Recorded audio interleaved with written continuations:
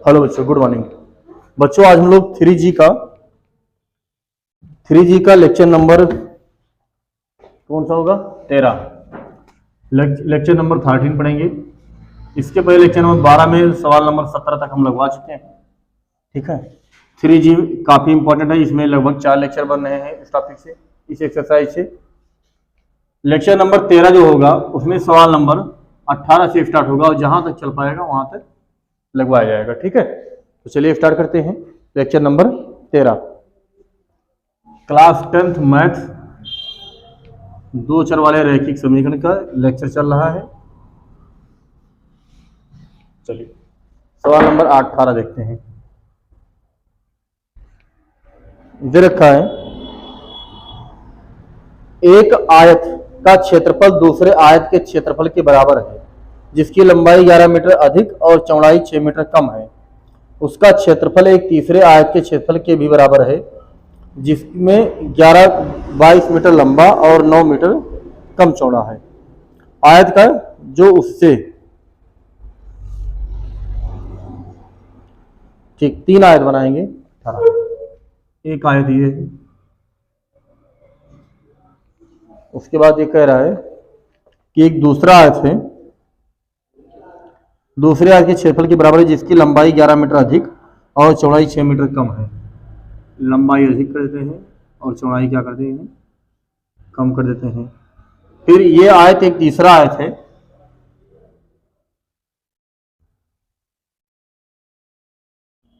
फिर कह रहा है उसका क्षेत्रफल एक तीसरे आयत के क्षेत्रफल के भी बराबर है। मतलब इसका एक और के बराबर है जिसकी लंबाई 22 मीटर लंबा है और 9 मीटर, जो उससे 22 मीटर लंबा और 9 मीटर कम चौड़ा है। यानी 22 मीटर लंबा है और 9 मीटर कम चौड़ा है। हम मान लेंगे, माना ओरिजिनल आयत यही रहेगा, आयत की लंबाई बराबर x मीटर और आयत की चौड़ाई बराबर y मीटर। तो ये y मीटर और ये x मीटर। ठीक, ये पहला आयत है, फर्स्ट। ये सेकंड आयत है और ये तीसरा आयत होगा, इसको हम थर्ड कहेंगे।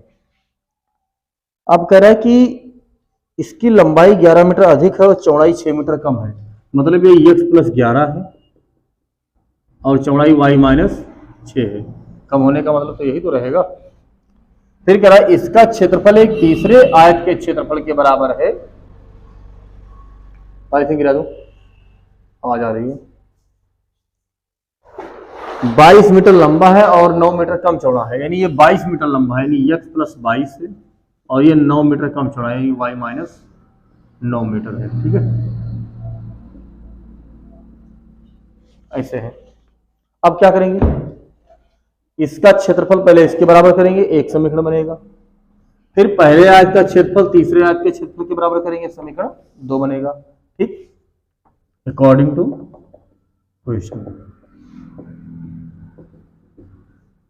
पहले आयत का क्षेत्रफल बराबर दूसरे आयत का क्षेत्रफल। अच्छा, पहले का क्या होगा? लंबाई गुणे दूसरे का भी लंबाई गुणे चौड़ाई।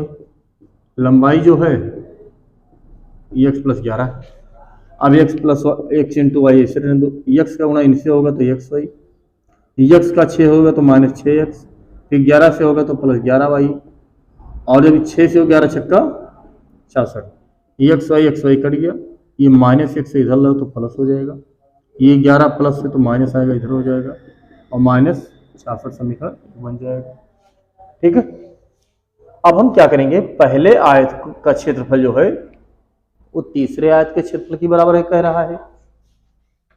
अगेन अकॉर्डिंग टू क्वेश्चन,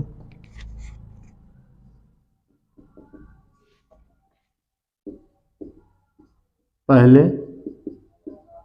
आयत का क्षेत्रफल बराबर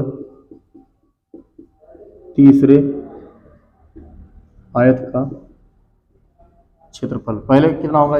लंबाई गुणे और उसका x + 22 और y - 9। अब x y इसे गुणा करेंगे, x को इनसे तो एक्स वाई माइनस 9x, फिर 11 से 22 से करेंगे 22 वाई, और फिर 11 से 9 दूनी 18 के 8 आता है 1, और 9 दूनी 18 1 19, 198। एक्स वाई कट गया, इन दोनों को इधर ले आओ।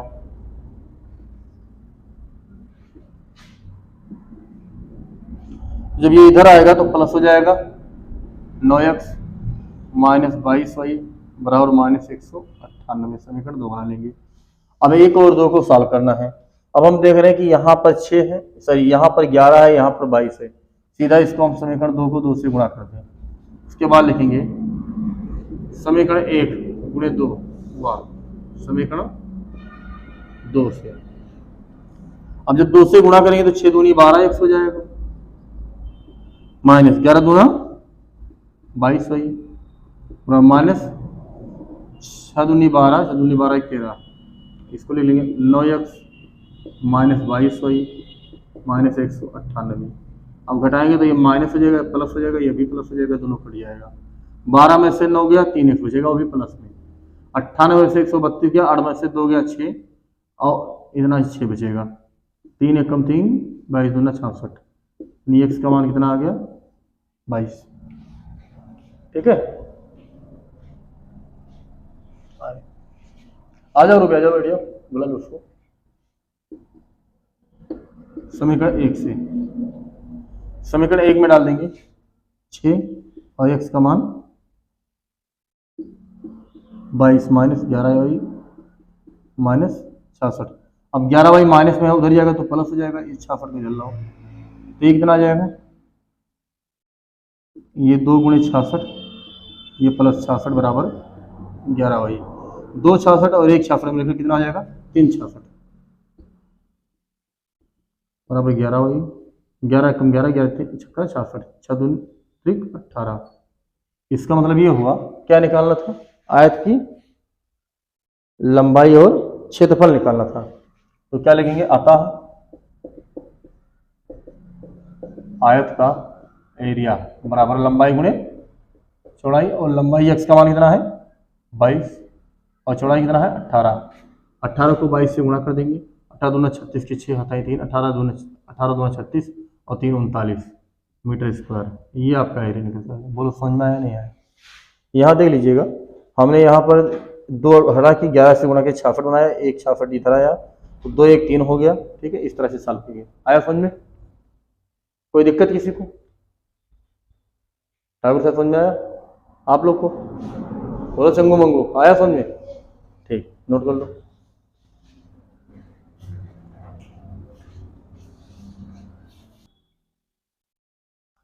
चलिए बाबू, अगला सवाल है सवाल नंबर 19। चलिए 19 भी आप लोग एक बार पढ़ लीजिए। बुक तो होगा नहीं आप लोग के सामने की है तो पढ़ लीजिए, नहीं है तो अभी हम पढ़कर सुना रहे हैं, आप लोग सुनिएगा, उसके बाद धुनिएगा, फिर लगाया जाएगा। फिर है सवाल नंबर 19। एक आयताकार हॉल की लंबाई 10 मीटर और चौड़ाई 5 मीटर बढ़ाने पर उसका क्षेत्रफल 600 मीटर स्क्वायर बढ़ जाता है, परंतु उसकी लंबाई 10 मीटर घटाने से और चौड़ाई 7 मीटर बढ़ाने पर क्षेत्रफल केवल 100 मीटर बढ़ता है। हॉल की लंबाई और चौड़ाई ज्ञात करना है। कुछ नहीं करना है, केवल सवाल को लगा देना है बस। देखिए, हम मानेंगे, माना हॉल की लंबाई बराबर x मीटर और हॉल की चौड़ाई बराबर y मीटर। अच्छा, तो हॉल का क्षेत्रफल क्या होगा, area x into y metre square according to question. कह रहा हॉल की लंबाई 10 मीटर और चौड़ाई 5 मीटर बढ़ाने से हॉल की नई लंबाई, हॉल की लंबाई अब या नई लंबाई x प्लस 10 मीटर कर दो और हॉल की नई चौड़ाई y प्लस 5 मीटर करो, तो क्षेत्रफल जो आएगा लंबाई गुणे गुणे चौड़ाई। ये पुराना एरिया जो है उससे क्या हुआ, बढ़ गया है। कितना बढ़ा है उसमें,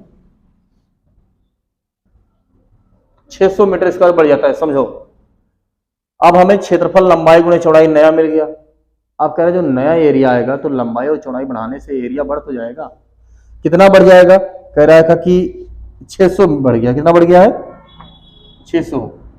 तो पुराने वाले में जब 600 जोड़ेंगे तब तो इसके बराबर होगा, क्योंकि ये बढ़ा हुआ है अकेले। आप अब सॉल्व करेंगे, एक्स वाई का मल्टीप्लाई करेंगे तो x y plus 10y plus 5x और 5 धाम 50 बराबर x y plus 600। X y से एक्स वाई मर गया, 5x ऐसे रहने दो प्लस 10y। 50 को उधर ढकेलेंगे तो 600 में से 50 जाएगा तो 550 बचेगा। 5 से भाग भी कर सकते हो, x प्लस 2y 11 25 समीकरण 1 बना लो। ठीक है, अगेन अकॉर्डिंग टू क्वेश्चन। अब हाल की नई लंबाई क्या होगी? फिर हाल की नई लंबाई, जो हाल की नई लंबाई है, कहाँ गया भैया? कहाँ गया हो? हाँ 10 मीटर घटाने पर, यानी x में से 10 घटा दो। और चौड़ाई क्या की गई है? 7 मीटर बढ़ाने पर, यानी y प्लस 7 कर दिया गया। अब ये एरिया कितना आ जाएगा? तो एरिया लंबाई माइनस लंबाई गुणे। अब एरिया बढ़ा तो, लेकिन केवल 100 बढ़ा। कितना बढ़ा? केवल 100 वर्ग इकाई ही बढ़ा है। तो देखते हैं, गुणा करेंगे एक्स वाई को तो एक्स वाई, फिर 10 का y से करेंगे तो माइनस 10y, फिर 7 का x से करेंगे तो माइनस प्लस 7x, फिर 10 सत्ते 70 बराबर x y plus, x y से एक्स वाई मर गया, 7x ऐसे लिख लेंगे माइनस 10y और 70 उधर जाएगा तो 100 में से 70 गया 30 बचेगा केवल। अब देखते हैं, यहाँ पर जो था वही रहने दो, समीकरण 1 और समीकरण 2। ऐसा क्यों किया? यहाँ बस 10y जोड़ने से तुरंत खत्म हो जाएगा। 1 हुआ 2 से, बोलो समझ में आ रहा है? नहीं आ रहा है समझे? ठीक, 5x प्लस 10y बराबर 550, 7x माइनस 10y बराबर 30। ये दोनों कट गया, 7 5 12, 1 बराबर 0, 5 3 8 और ये 5, 12 से काटो कटेगा, 12 पंचे 60, 12 चौक 48, कितना 10 100 हो गया। देखो कुछ गड़बड़ हो रहा है क्या? एक बार दोबारा देख लें। चौड़ाई से बढ़ता है तो बढ़ाने पर 10 मीटर घटाने पर केवल 100 मीटर का बढ़ता है। हाल की लंबाई और चौड़ाई आती है। आंसर देखो किस में आ रहा है? अनुपातिक में आंसर आ रहा है क्या? दशमलव में आ रहा है। देखो चेक करो तो सही है, वरना बहुत ही गलत है। सॉरी 1 मिनट, यहाँ माइनस 70 होगा ना, और ये उधर जाएगा तो प्लस हो गया 170 बन जाएगा। अब ये 170 होगा तो जुड़कर कुछ दूसरा ही आएगा। 0 7 5 12 6 1 7, 12 6 72, यानी ये फर्क कितना आ गया? 60। ठीक, अब इसको समीकरण 1 में डाल देते हैं। समीकरण 1 से 5x का मान 60 प्लस 10y, ये देखो समीकरण 5 है ना, यहाँ पर जहाँ x है वहाँ हमने 60 रख दिया। y का मान निकालना बराबर 500, 10y 550 माइनस 6 पंचे 30, 10y बराबर 250, 0 से 0 मर गया, y बराबर 25। यानी जो आयत की लंबाई है वो कितनी आएगी? 60 मीटर। चौड़ाई कितनी आएगी? 25 मीटर। बुलवा रहा है आंसर, समझ में आया? सवाल अच्छा था ना? ठीक, नोट कर लीजिए इसको, बढ़िया सवाल है।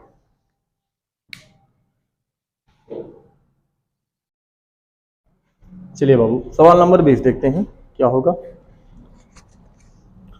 सवाल नंबर 20 कुछ यूं कह रहा है कि एक आयत का क्षेत्रफल 9 वर्ग इकाई कम हो जाता है यदि उसकी लंबाई 5 इकाई कम कर दी जाती है और चौड़ाई 3 इकाई बढ़ा दी जाती है। यदि हम लंबाई को 3 इकाई और चौड़ाई को 2 इकाई बढ़ा दें तो क्षेत्रफल 67 वर्ग इकाई बढ़ जाता है आयत की।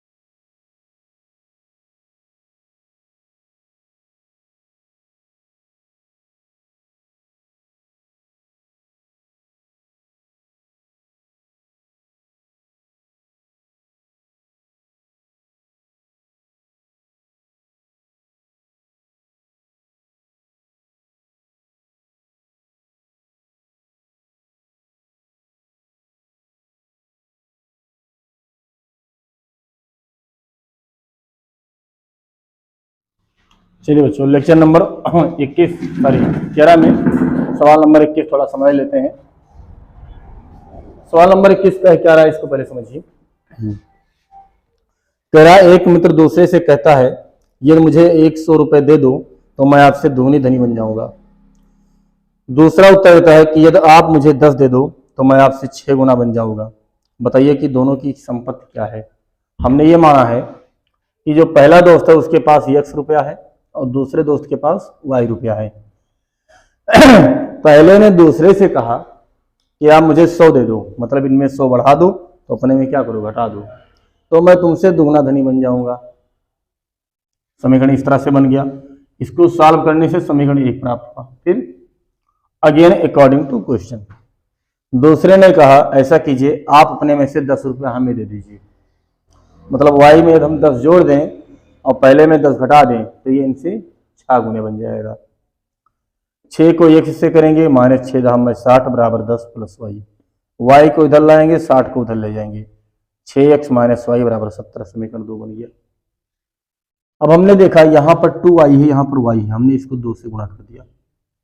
समीकरण 1 हुआ 2 से, एक तो इतना रह गया, दूसरे में जब 2 से गुणा हुआ तो 6 दूनी 12x -2y और 7 दूनी 14, 140। ये माइनस प्लस माइनस ये दोनों कट गया, 12 में से 1 भाग गया, -11 1 बचा, बराबर 300 और 140 मिलकर 440 हो जाएगा। माइनस से माइनस कट गया, 11 कम 11 चौके 40, यानी x बराबर कितना आ गया 40। x बराबर 40 समीकरण 1 में रख देने से y का मान कितना मिल गया 170। मतलब जो पहला दोस्त था उसके पास 40 रुपया है और दूसरे के पास कितना है 170 रुपया है। ठीक है, ये सवाल नंबर 21 हो गया था और इसमें आप लोग नोट भी कर चुके हैं। अब सवाल नंबर 20 हम छुड़वाए थे कि लगा लेंगे, आप लोग लगाए थे, लग गया था। ठीक, सवाल नंबर 23 देखते हैं तब।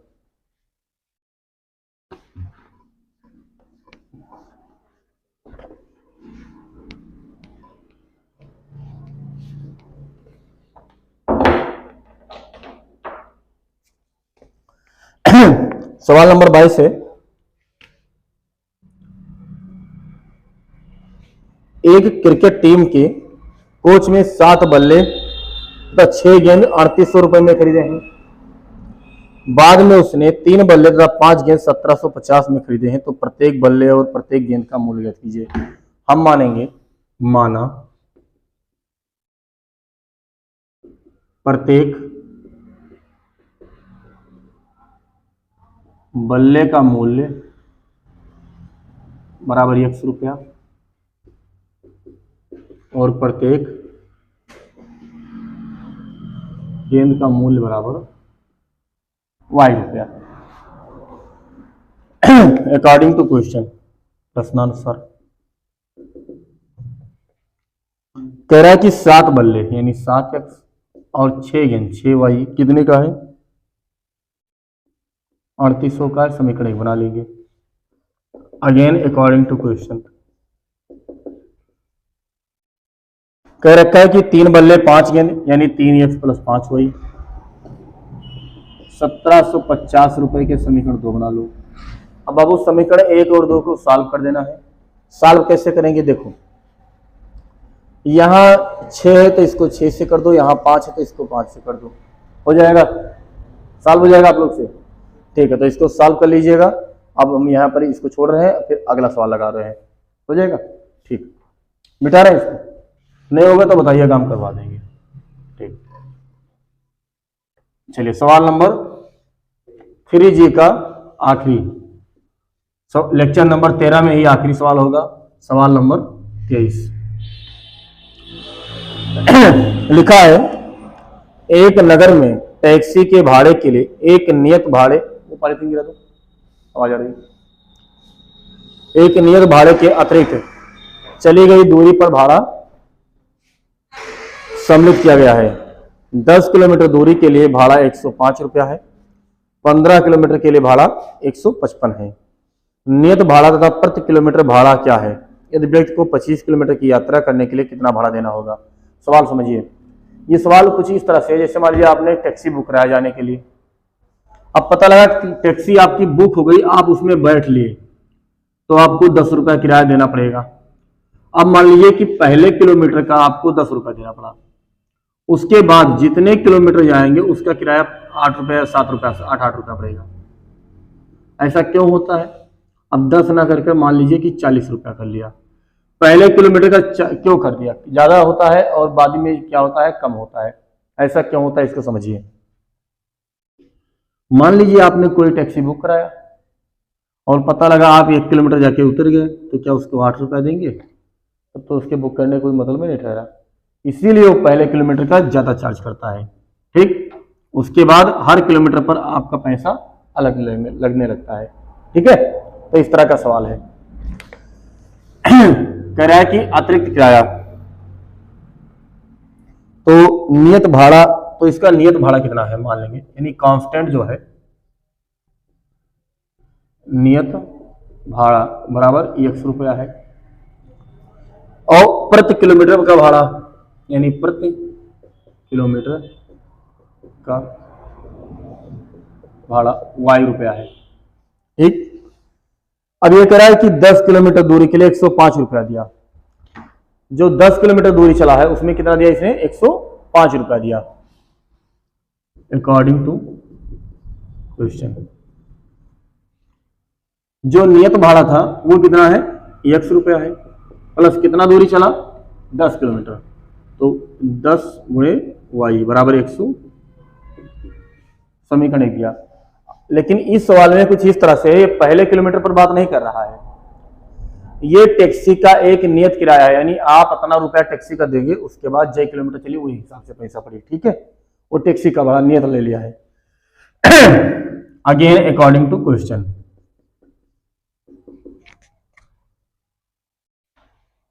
कह रखा है कि 15 किलोमीटर के लिए 155 रुपया दिया गया है, यानी 100 रुपया तो पड़ा ही पड़ा, लेकिन 15 किलोमीटर का 115y बराबर 155, समीकरण 2। अब समीकरण 1 और 2 को सॉल्व करेंगे, तो समीकरण 1 हुआ 2 से, x प्लस 15y बराबर 155 और x प्लस 10y बराबर 105, माइनस माइनस माइनस ये कट गया, 15 में से 10 गया 5y बराबर 155 में से जाएगा तो 50 बचेगा। देखो कितना आ रहा है,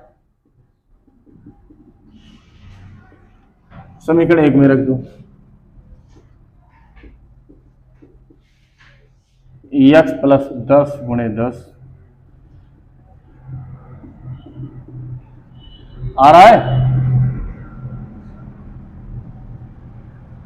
नहीं आ रहा है? आ रहा है ना।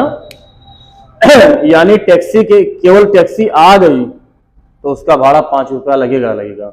उसके बाद आप जितने किलोमीटर जाएंगे हर किलोमीटर पर आपको 10 रुपया देना होगा। ठीक है, आया समझ में? अच्छा, कुछ सवाल ऐसा आता है कि पहले किलोमीटर का भाड़ा ज्यादा रहता है, उसके बाद प्रति किलोमीटर का बढ़ जाता है, ऐसे भी सवाल बनते हैं। तो यहाँ पर आपका एक्सरसाइज 3G समाप्त हो रहा है। अगला एक्सरसाइज कौन सा है? ब्याज संबंधित है, जो कि आखिरी एक्सरसाइज नहीं है, 3H है, उसके बाद और है I भी है। बहुत इंपॉर्टेंट टॉपिक है ये अपने आप में। तो इसके बाद हम लोग शुरू करेंगे 3H लेक्चर नंबर 14 में। तो इसको नोट कर लीजिए, आप लोग नोट कीजिए पहले।